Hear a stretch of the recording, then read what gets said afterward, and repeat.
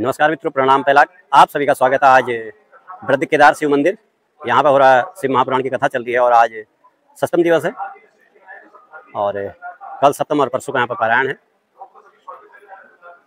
भगवान भोलेनाथ से प्रार्थना करती है आप सभी भक्तों पर अपनी कृपा बनाए रखे। और कुछ इस तरह का नज़ारा मैं आपको दिखा दूँ थोड़ा वृद्ध केदार का। विशाल वट वृक्ष रामगंगा के तट पर और बच्चे भी यहाँ पर आए हैं, देखिए कथा का श्रवण करने के लिए। अच्छी लगी बेटा कथा? ठीक बेटा, पढ़ाई लिखाई भी करना बेटा, कथा सुनते मत रहना। हाँ। और ये सामने वृद्ध केदार मंदिर। एक बार पुनः भोलेवाल से प्रार्थना करते हैं आप सभी भक्तों पर अपनी कृपा बनाए रखें। और आपको अभी भोलेनाथ के भी दर्शन करवाते हैं और ये आप भोलेनाथ के दर्शन कर लीजिए। भगवान भोलेनाथ आप सब पर अपनी कृपा बनाए रखें। कुछ दंत कथाएं इस लिंग से जुड़ी हुई हैं, उस कथा आपको फिर बाद में बताई जाएगी। अभी हम आए यहाँ पर कथा श्रवण के लिए। ले चलते हैं आपको कथा में हमारे गुरु जी के चरणों में भी कोटि कोटि प्रणाम। और अब चलते हैं कथा श्रवण के लिए। आप भी कथा का रसपान कीजिए। करना चाहिए, मन में सोचने लगे कि हम करोमि गच्छामि त्वमेव जाना चाहिए। कौन व्यक्ति ऐसा होगा, कौन भगवान ऐसा होगा जो हमेशा उन्होंने विचार किया। और जब आकाश की ओर देख करके हंस रहे थे तो माता पार्वती ने कहा कि किस उद्देश्य से आप हंस रहे हो, ये आप हमें बताइए। भगवान ने कहा कि देखो, हमारे शरीर में पृथ्वी तत्व विद्यमान है, अग्नि तत्व, जल तत्व, वायु तत्व, आकाश तत्व। जो हमारा भोजन तत्व है ये अग्नि तत्व है।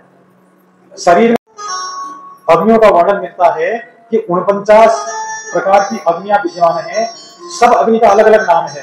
देखिए, जैसे आप परसों हवन करेंगे, शरीर में जो भी शरीर है हमारा, जब भोजन सही पचेगा तो जो है शरीर में मज्जा, मांस, रुधिर आदि की उत्पत्ति होगी।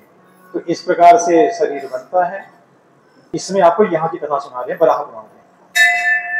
इसमें लिखा है कि जब भगवान शिव शंकर के मन में ये बात उत्पन्न हुई कि किसी भी प्रकार से देवताओं के कार्य में विघ्न दूर नहीं हो रहे हैं, तो उन्होंने आकाश की ओर देखा और आकाश की ओर देख करके एक वहां पर एक दिव्य ज्योति प्रकट हुई और उससे भगवान गणेश जी की उत्पत्ति हुई। जय हो।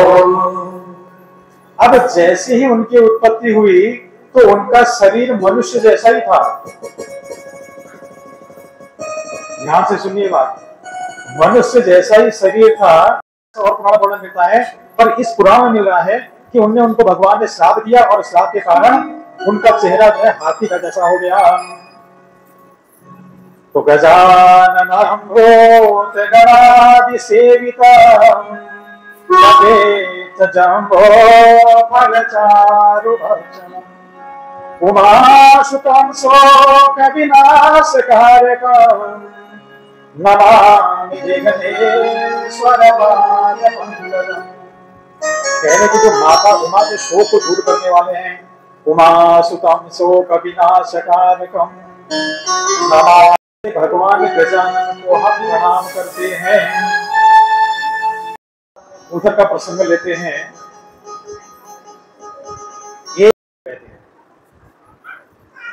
जो लोग नहीं जानते उनको बता दें कि माला जब पूरी होती है उसके बीच में किसी में बड़ा दाना होता है, किसी में छोटा दाना होता है, लेकिन वो अलग से होता है, माला से थोड़ा हटके। उसे सुमेरु कहते हैं। तो मुद्गल पुराण में एक प्रसंग बड़ा सुंदर आता है कि जब भगवान गणेश जी का सिर फट गया, भगवान शिव ने जब उनका मस्तक काट दिया, तो अब मस्तक जाकर के कहां गिरा? और मैंने बताया था ना, आपको ये बताऊंगा प्रसंग करके। और आप लोगों के भी दिमाग में ये बात आनी चाहिए कि भाई अगर गणेश जी का सिर कट गया तो आखिर में गया तो गया कहां? मैं सोचता हूं किसी ने ये प्रसंग शायद आपको नहीं सुनाया, क्योंकि मुद्गल पुराण का है। अब जब सिर कट गया तो सिर जाकर के समुद्र में गिर गया। समुद्र के पास गए भगवान शिव शंकर और माता पार्वती कि गणेश जी का सिर हमको वापस दे दो। सुनना ध्यान से, प्रसंग में सोचता किसी ने नहीं सुना होगा कि गणेश जी का ये सिर हमें वापस दे दो। लेकिन समुद्र ने कहा कि मैं इसको वापस नहीं दूंगा। अब क्यों नहीं दूंगा? भाई कोई कारण तो होगा नहीं देने का। जिस समय समुद्र में समुद्र मंथन हो रहा था, ध्यान से सुनना, जब समुद्र मंथन हो रहा था तो 14 रत्न निकले। जब सबसे पहले विष निकला, विष को भगवान शिव शंकर पी गए। अब समुद्र को बड़ा दुख हुआ। सुनना है थोड़ा ध्यान से, कि दुख इसलिए हुआ कि अगर भगवान शिव शंकर ये जहर नहीं पीते तो ये 14 रत्न मेरे पास ही रहते हैं। अरे भाई, हमारे से कोई अगर हमारी संपत्ति लेकर के चले जाएगा, लूट के चले जाएगा, तो हम उससे खुश थोड़ी होंगे, वो हमारा शत्रु ही तो होगा। समुद्र ने भगवान शिव शंकर को अपना शत्रु मान लिया कि क्योंकि उन्होंने जहर पी लिया, अगर ये जहर नहीं पीते तो ये रत्न मेरे पास ही रहते। और जहर पीने से, जब जहर भगवान ने अपने अंदर धारण कर लिया तो देवता और राक्षसों ने समुद्र का मंथन किया, 14 के 14 रत्न उसमें से निकाल लिए, समुद्र खाली हो गया। इसलिए उस दिन से समुद्र भगवान शिव शंकर से द्वेष करने लगा। उसने कहा मैं ये सिर नहीं दे सकता हूं। माता पार्वती को बहुत क्रोध आ गया। उन्होंने कहा कि अच्छा ऐसा है, तो तुम जो समुद्र सुंदर ढंग से बह रहा है ना, इसमें ये सिर अब पर्वत बन करके खड़ा हो जाएगा। इसलिए जो समुद्र है उनमें भी कई जगह पर्वत है। और साथ में ये कह दिया कि जो माला ये बनेगी, इस माला में जो एक दाना विशेष होगा, सुमेरु जिसे कहते हैं, ये भी गणेश जी के सिर का प्रतीक होगा। और जब तक इसमें ओम गंग गणपते नमः करके पानी नहीं डालोगे, तब तक आपको माला जपने का फल भी नहीं मिलेगा। ये मुद्गल पुराण का उदाहरण है ऐसा। इसलिए जब भी कोई व्यक्ति माला जपता है तो उसमें थोड़ा सा पानी डालें। मां माले महामाये सर्वशक्ति स्वरूपिणी चतुर्वर्ग तस्मान्ये सिद्धिदा भव उत्पन्न नहीं होगा। अब ऐसा लोग जानते नहीं, इसलिए ऐसा कुछ करता नहीं। इसलिए सुमेरु का उल्लंघन नहीं किया जाता। जब आप माला जपोगे, जपते जपते अब वो बड़े दाने के पास पहुंच गए हो, तो माला उसको लांग करके आगे को नहीं जपोगे, बल्कि माला को वहीं से मोड़ दिया जाता है, फिर उल्टी ढंग से चलने लगेगी। यानी आप जहां से जप के आ रहे फिर उधर को ही माला जपना पड़ेगा। सुमेरु का उल्लंघन नहीं होगा। कैसे होते हैं? कहते हैं कि जब बच्चे पैदा होते हैं तो उसमें 4 बार बच्चों को, जो छोटे बच्चे पैदा होते हैं, नाल काटने से पहले 4 बार थोड़ा सा सोने से, सोने की अंगूठी, सोने की प्रतिमा से 4 बार थोड़ा शहद चटाना चाहिए। 4 बार थोड़ा सा शहद चटाना चाहिए, तो आपका बच्चा विलक्षण होगा, कुशाग्र बुद्धिमान होगा। वैसे तो उसके मंत्र भी हैं, ओम भूत त्वयि दधामि, ओम भुवः त्वयि दधामि, ओम स्वः त्वयि दधामि, ओम भूर्भुवः स्वः सर्वं त्वयि दधामि। यानी कि मेरे बालक हो गए, मैं बहुत अच्छा हो गया हूँ। न जाने किस रूप में आपके पास वो आया है, आपको कुछ देने के लिए आया है या कुछ लेने के लिए आया है, या आपका नाम कमाने के लिए आया या बदनाम कमाने के लिए आया है, ये कोई नहीं जानता है। लेकिन फिर भी धर्मशास्त्र ने कह दिया कि ये सारी शक्तियां माताओं के पास है। कि जननी जने तो संत जन, कितनी बढ़िया बात कह रही है कि अगर परेशान करे और खुद भी परेशान हुए। अब ये कैसे होगा? प्रश्न तो ये भी अनुभव में होता है। उस समय माताएं जैसी चीजें देखती हैं, जो आप देखोगे, जो आप स्मरण कर रहे हो, अगर आप उसमें क्रोध ज्यादा करोगे तो आपका बच्चा क्रोध वाला होगा। अगर आप मिर्च ज्यादा खाते हो, ये भी ध्यान से सुन लो, अगर जो माताएं बहनें बच्चे के गर्भ में होकर मिर्च ज्यादा खाती हैं, उनका बच्चा अंधा भी हो सकता है। सात्विक भोजन ग्रहण करना चाहिए और भगवान का भजन करना चाहिए। यदि आपको चाहिए कि मेरा बालक, और यदि आप चाहते हो कि मेरे घर में सब सुख शांति रहे, आनंद रहे, तो रामायण का पाठ करना चाहिए। पंडित प्रदीप मिश्रा जी की एक बात मुझे जरा ध्यान आ रही, वो उनकी कहा कि एक जगह किसी, जैसे अब हम यहाँ पर आए हैं, तो किसी माता भाई बहनों ने कहा कि पंडित जी आप हमारे घर भी आ जाइए थोड़ी देर के लिए, अभी देखिएगा यूट्यूब में उनका भी। तो उन्होंने एक बहुत बड़ी बात बताई यहाँ पर। उन्होंने कहा कि जैसे उनके घर गए, वहां पर एक बालक आया उनका। अब उनके प्रदीप मिश्रा जी व्यास थे, उनके लिए अलग अलग सामग्री रखी गई खाने के लिए, काजू किशमिश बादाम। अभी क्यों कह रहा हूं, अभी बाद में बताऊंगा। जितना सामान वहां पर रखा था वो सब खा के 1 मिनट में सब सफा कर लिया। उन्होंने कहा माता जी एक चीज पूछना चाहते हैं कि जब ये बच्चा पेट में था तब आपने क्या किया? 1 मिनट में सब खा लिया जितना था। इसलिए कह रहे कि रामायण का पाठ करना, मैं जो कहना चाह रहा हूँ कि किसी माता बहनों के दिमाग में ये आ जाएगा कि अगर चलो सुंदरकांड का पाठ कर लेते हैं, कौन करे पूरा रामायण का पाठ? तो कह रहे कि अगर सुंदरकांड का पाठ करोगे तो ऐसा ही बालक पैदा होगा। तो खा जाना कोई छोटा बच्चा तो नहीं खा सकता ना इतना। हनुमान जी के थोड़ा सा उसमें गुण आगे, इसलिए कह रहे हैं कि आपको ये ध्यान से सुनना है कि कह क्या रहे हैं, क्योंकि अर्थ का कभी अनर्थ हो जाता है। हनुमाना झुम झुम नाचे कबीर, हनुमाना झुम झुम नाचे कबीर, हनुमान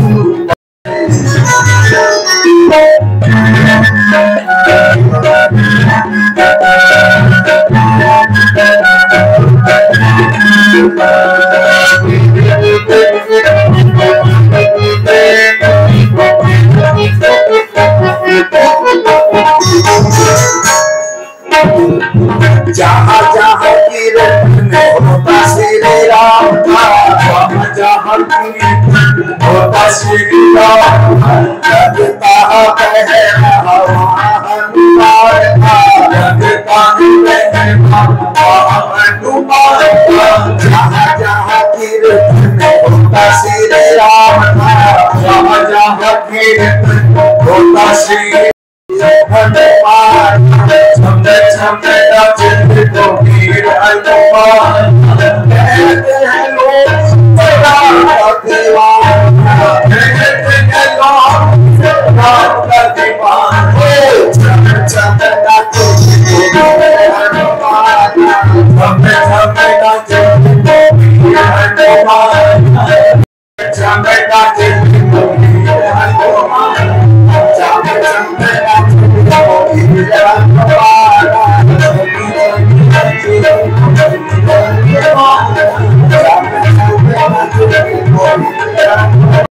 सुना हनुमान जी की गाथा में वर्णन किया गया।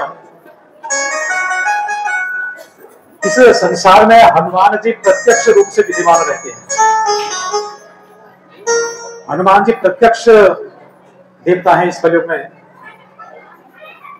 थोड़ा शांत रहिए, प्रेम से कथा सुनिए। रात को एक कटोरे में थोड़ा सा गंगाजल और थोड़ा सा काले तिल रख देना चाहिए और उसको स्नान वाली बाल्टी में डाल करके उससे स्नान करना चाहिए।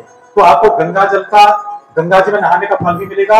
और तिल तो बहुत ही पवित्र होते हैं। तिला पुण्य पवित्र, तिल पुण्य को देने वाले हैं, पवित्र करने वाले हैं और हमेशा पवित्र रहने वाले हैं। और जयकारा के बारे में तो मैंने आपको बोला कि जयकारा जरूर लगाना चाहिए। नहीं बोलोगे तो जितने लोग यहाँ पर बैठे हैं, किसी ने जय बोला और किसी ने जय नहीं बोला, जिसने जय बोला सारे मुंह के पाप आकर के घूमने लगेंगे, क्योंकि आप जय बोलने से तो पाप दूर होते हैं। और पाप जाएंगे कहाँ? कहीं तो जाना ही पड़ेगा उनको। अब वो चारों तरफ घूमने लगते हैं पाप और देखने लगते हैं कि कौन व्यक्ति जयकारा बोल रहा है, कौन नहीं बोल रहा है। जिसने जयकारा नहीं बोला है, जैसे ही उसने मुंह खोला सारे पाप उसके अंदर। बोल वृंदावन बिहारी लाल की जय हो। तो इसलिए माता पृथ्वी वराह भगवान से प्रश्न कर रही हैं कि भगवान आपने ये सारे इतने सृष्टि का निर्माण किया, पृथ्वी का निर्माण कर दिया, इसमें सारे धर्म बनाए, कर्म बनाए, पर लोग भगवान का भजन करके सब स्वर्ग को जाने लगे। हम सब यदि भगवान का भजन करेंगे ना तो हम लोग सब स्वर्ग को जाएंगे। तो अब माता पृथ्वी ने भगवान से प्रार्थना की, जब सभी स्वर्ग को चलाए जाएंगे तो फिर आपने नर्क क्यों बनाया? ये भी बढ़िया सुंदर सा प्रसंग है भाई। जब आपने अगर अच्छा ही बनाना था तो फिर बुरा बनाने की जरूरत क्या है? अब लोग जो है जैसे सृष्टि का निर्माण हो और सृष्टि का निर्माण पर यमराज जी को साबित कर दिया कि जो पाप करने वाले उनका फल तुम लोगे। उधर धर्मराज को बना दिया। एक ही महल है। गरुड़ पुराण के अनुसार से एक ही भवन है जिसमें उत्तर और पूर्व की ओर धर्मराज का निवास रहता है और दक्षिण और पश्चिम की ओर यमराज का निवास रहता है। एक ही भवन, इतना बड़ा भवन है। तो सब लोग उत्तर दिशा से जाने प्रवेश करने लगे, धर्मराज के घर को जाने लगे। अब यमराज का मार्ग खाली रह गया, वहां कोई नहीं जाता। क्यों? धर्म इतना बढ़ गया कि कोई पापी है ही नहीं है। तो पृथ्वी मां पूछ रही है कि हे भगवान वराह देव, आप कृपा करके हमको बताइए कि कैसे जो है लोग अधर्म की ओर प्रवृत्ति होंगी, आपने बनाया क्यों?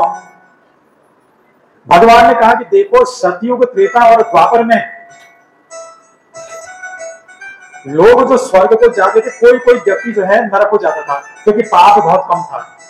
और सब लोग जानते कि द्वापर में भी भगवान कृष्ण आए, त्रेता में भी भगवान राम आए, और सतयुग में तो सारे देवता यही थे। कैसी होगी आप समझ लीजिए। तो कह रहे हैं कि कलयुग में लोगों की उम्र कम हो जाएगी। व्यक्ति की उम्र 20 साल की होगी, बच्चे हो जाएंगे। और जो बैगन का पेड़ होता है, लोग इतने छोटे हो जाएंगे कि बैगन के पेड़ में भी उनको सीढ़ी लगा के जाना पड़ेगा। अब लगा लो, जब विशेष कलयुग आ जाएगा, जिस समय जाएगा। अब हमें इससे बचना है, इसको ही ध्यान नहीं देना। यहाँ पर एक चीज और भी ध्यान देनी है कि कलयुग समय जुग आने नहीं, जो नर कर विश्वास। कलयुग उनका कुछ नहीं बिगाड़ सकता, वो तो केवल भगवान के नाम का संकीर्तन करते हुए ही भव सागर से पार चले जाएंगे। तो इसलिए ध्यान से सुनिए कि कलयुग है कहां पे। भाई जहां पर मंदिर है, कथावली, वहां पर ही कलयुग रहेगा। तो कलयुग है कहां पे?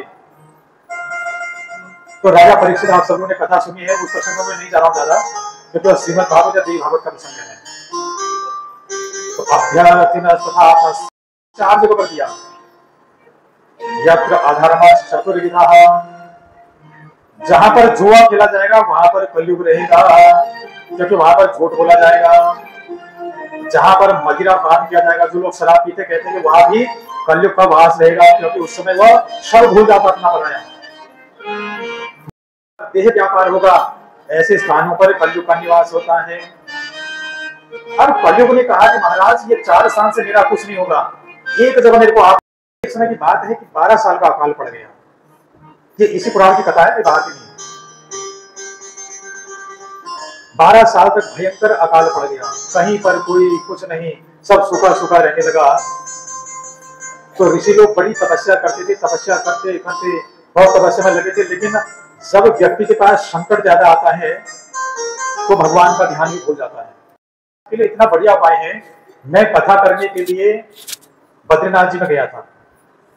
वहां पर एक महात्मा जी ने मेरे को एक छोटा सा उपाय बताया था, करके देखना, कुछ लगने वाला नहीं। जिन लोगों को ये लगता है कि हमारे घर में प्रेत बाधा है, भूत बाधा है, या किसी को लगता है ना कि बच्चे को छल लगा है, कुछ नहीं कर दिया, किसी ने कुछ खिला दिया, इतना छोटा सा उपाय बता रहा हूं कि आप देखिए, आप करके देखिएगा, आनंद आ जाएगा। आज ही बड़े मुश्किल से मुझे मिला, बहुत दिन से ढूंढ रहा था उपाय के लिए, आज मुझे ध्यान आया। आपने क्या करना है कि प्रातः काल किसी भी दिन, कोई इसमें ऐसा नहीं कि इतवार या सोमवार कोई मतलब नहीं, जिस दिन, इतवार को छोड़ दे, क्योंकि इतवार को तुलसी नहीं तोड़ते, हाँ ये ध्यान रखना, और तुलसी बुधवार को भी नहीं तोड़ते। तो आपने क्या करना, देखो बहुत छोटा सा उपाय है। 1 रुपए का सिक्का लेना है, जहां पर तुलसी, अगर आपने तुलसी जी लगाई है तो ठीक है, नहीं लगाई है तो जहां भी आपने तुलसी का पेड़ देखा है वहां जाकर के तुलसी माता के पास में 1 रुपए का सिक्का चढ़ाएं और माता से प्रार्थना करें कि माँ हमारे कष्ट दूर करने के लिए मैं आपका 1 पत्ता ले जा रहा हूं या ले जा रही हूं, कोई भी कर सकता है, केवल 1 पत्ता तोड़ना, 1, ऐसा नहीं कि पूरा टहनी तोड़ के ले आओ, फिर काम नहीं होगा। 1 रुपए का सिक्का चढ़ाना है, माता तुलसी जी से प्रार्थना करनी है, मुझे अपने अमुक कार्य के लिए, जो भी आपका कार्य हो, 1 पत्ता तोड़ के ले जा रही हूं, उस पत्ते को तोड़ करके लेके आना, उसके 3 टुकड़े करना, उस पत्ते के 3 टुकड़े करने हैं। 1 टुकड़ा सुबह जब आप नहाओगे उसमें डालना है पानी में, उससे नहाना है, कोई मंत्र नहीं, कुछ नहीं, जो है 1 टुकड़ा, 1 पत्ते के 3 टुकड़े करना, 1 पत्ते पानी में रख करके स्नान करना, 1 टुकड़ा खुद खाना, और 1 टुकड़ा लेकर के किसी छोटे से पेड़ के पास जाना, बहुत लंबे पेड़ के पास नहीं, औसतन जो ठीक पेड़ हो उस पेड़ के नीचे रखना। अगर तुम्हारे पर भूत बाधा होगी तो पेड़ अपने आप हिलने लगेगा। इससे बड़ा उपाय क्या है बताओ, इतना छोटा सा उपाय। और अगर नहीं है तो पेड़ को कुछ नहीं होगा। न तो कोई मंत्र, न कोई पैसे, न कोई पंडित, न कोई कुछ। एक संत महात्मा जी ने ये प्रयोग बताया था, उन्होंने कहा था कि आप करके देखना। तो हमने बहुत लोगों पर ये उपाय किया, पर आज मुझे ध्यान आया कि हम जब सुंदर कथा सुनने तो आइए भोलेनाथ का संकीर्तन करेंगे बड़े भाव से।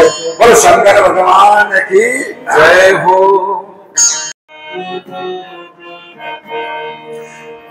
मुझे तो शिव शंकर मिल गए, मुझे तो शिव, मुझे तो शिव शंकर मिल गए, मुझे तो शिव शंकर मिल गए।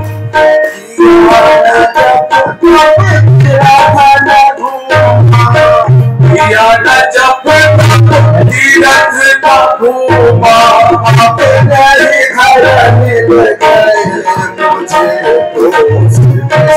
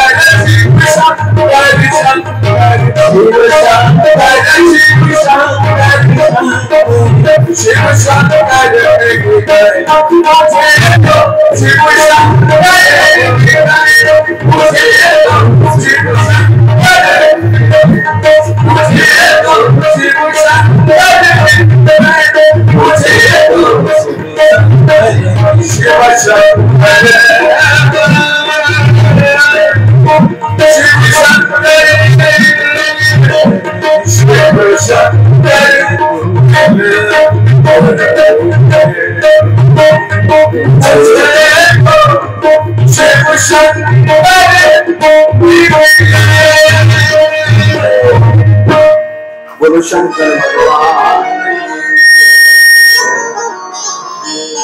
भोले बिहारी लाल की जय हो।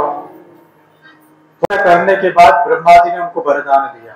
अब सब धरती से जल सूखने लगा। 12 साल में सब कुछ सूख के खत्म हो गया, पेड़ पौधे वगैरह सब कुछ खत्म। अब जो थोड़ा बहुत पहले मिलता था जल, वो जल भी सूखने लगा। अब खाने के लिए कुछ नहीं है।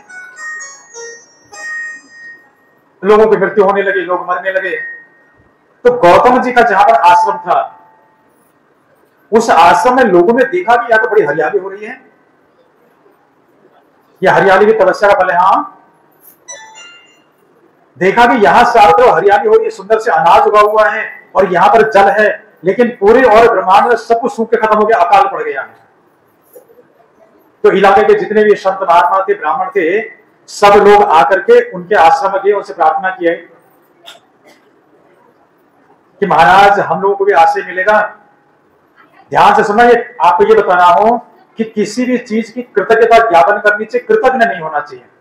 अगर आपको किसी ने कोई मदद की है, कुछ लोगों का मैंने ये देखा कि बचपन में बहुत गरीब होते थे और उनके माता पिता की जो किसी दूसरे व्यक्ति ने बहुत मदद की है, लेकिन बच्चे बड़े होके पैसे कमाने लगे तो आज वो कृतज्ञता नहीं बल्कि कृतज्ञता ज्ञापन करने लगते हैं।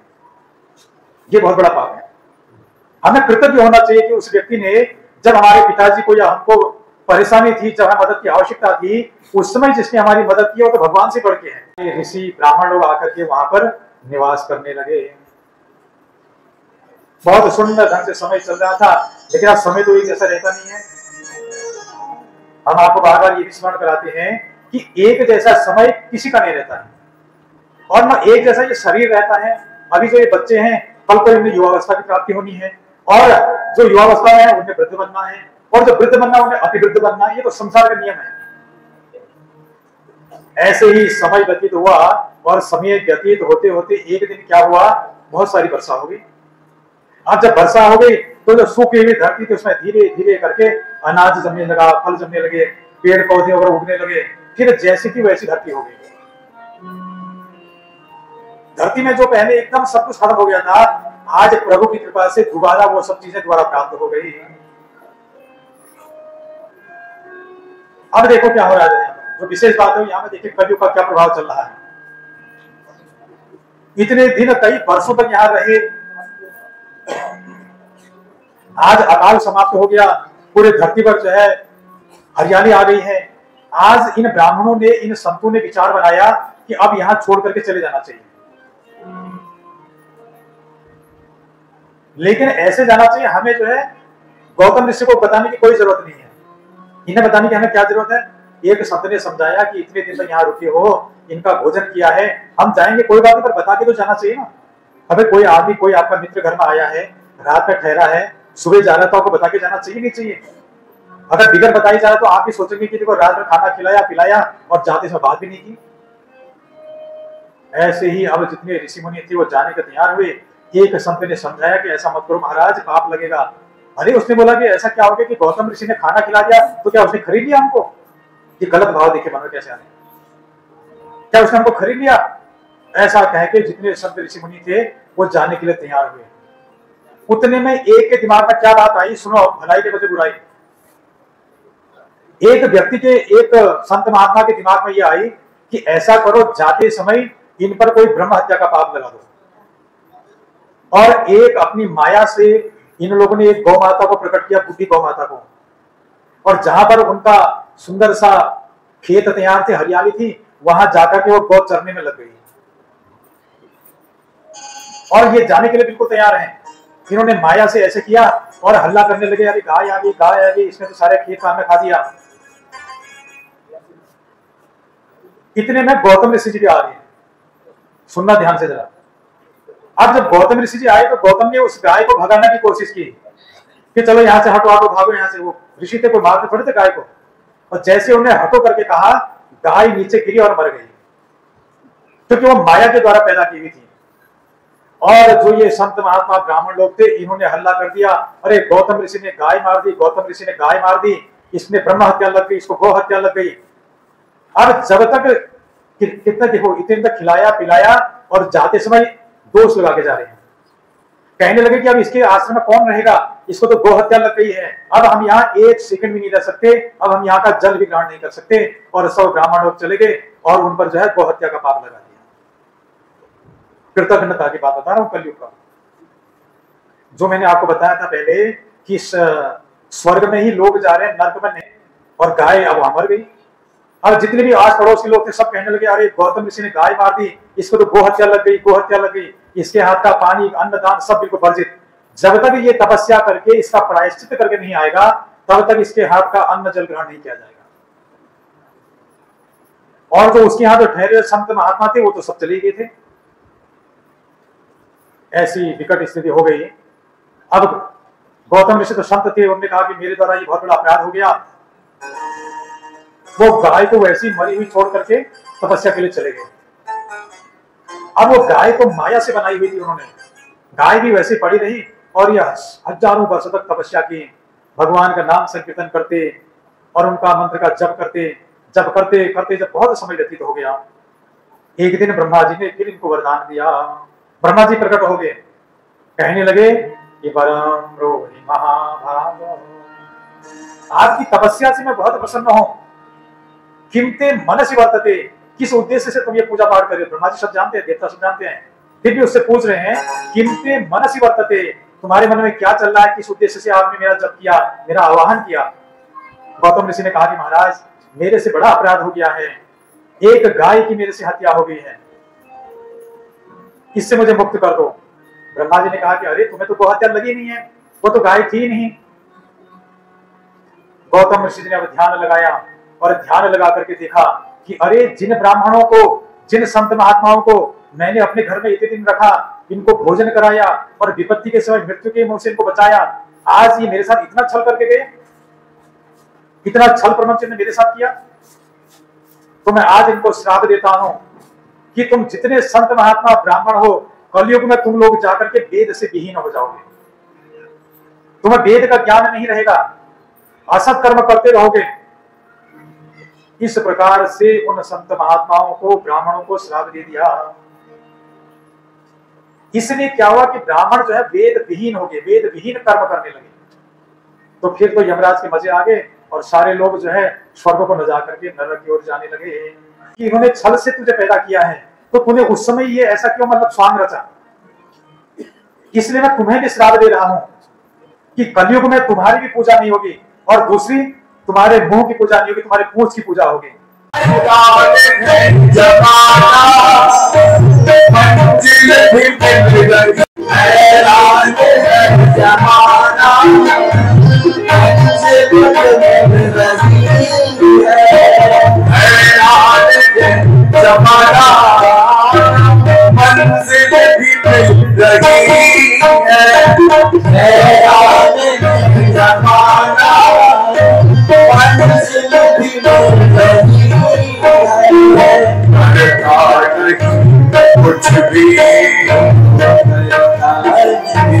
कुछ भी सब काम हो रहा करता मैं कुछ भी सब काम हो रहा मेरा आपकी बेटा है सब काम हो रहा मेरा आपकी जवानी से सब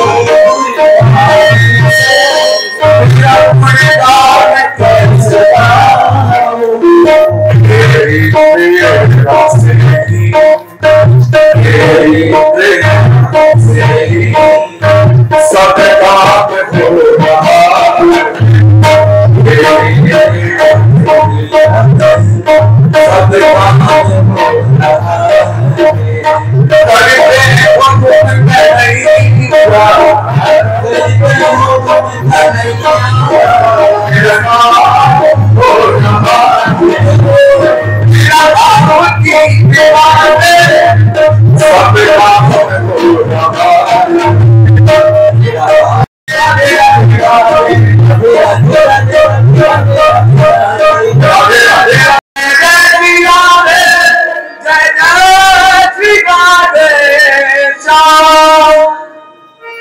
तो सुंदर भजन के द्वारा अब कथा विराम की ओर है, समाप्ति की ओर है।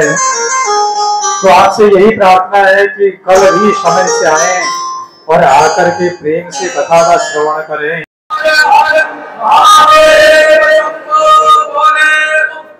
अब शर्मा जी आपको बताएंगे। भगवान की और साधु संतों की दंडवत प्रणाम। मैं लगातार कई दिनों से कह रहा हूं कि हमारे जितने बच्चे हैं ये बहुत शैतानी किए इन्होंने। आज मैंने कई बार बोला कि रामगंगा पूरी जवानी पर है, कोई बच्चे नदी किनारे नहीं जाएंगे, और आज हमारे दोनों गांव के बच्चे गए हैं। ये अच्छी बात नहीं है, अपने बच्चों को घर जाकर समझाना है। वो कपड़े उतार के पार और वार कर रहे, कोई अगर कोई घटना घट जाएगी कल को आप लोगों को कुछ नहीं होगा, तुम हम पर मत दोगे कि मंदिर समिति और पुजारियों की जवाबदारी है। मैं माफी चाहूंगा सभी दोनों गांव के, विशेषकर दोनों गांव केदार, अफा और सचेत, कोई बच्चे ज्यादा है इसमें और अभी उनको डांट दिया गया है। मैं माफी चाहता हूँ, मैं सबसे अनुरोध करता हूँ कल से या अभी से भी कोई बच्चा नदी किनारे नहीं जाएगा। अगर जो नदी किनारे जाएगा फिर उसको मैं दूसरे उपाय करूंगा। इसके जवाबदार हम नहीं होंगे, इनके व्यक्ति विशेष स्वयं होंगे। मैं रोज बोल रहा हूँ। प्रधान अफल खोला श्री नंदन सिंह, पूर्व ग्राम प्रधान अफल खोला, उनसे भी मेरा अनुरोध है कि व्यासपीठ पर आने की कृपा। श्री नंदन सिंह जी इधर बैठे, कहीं अगर बाहर कहीं मेरी आवाज सुन रहे हैं, अगर दुकान पर बैठे तो आने की कृपा करें, आपसे अनुरोध है।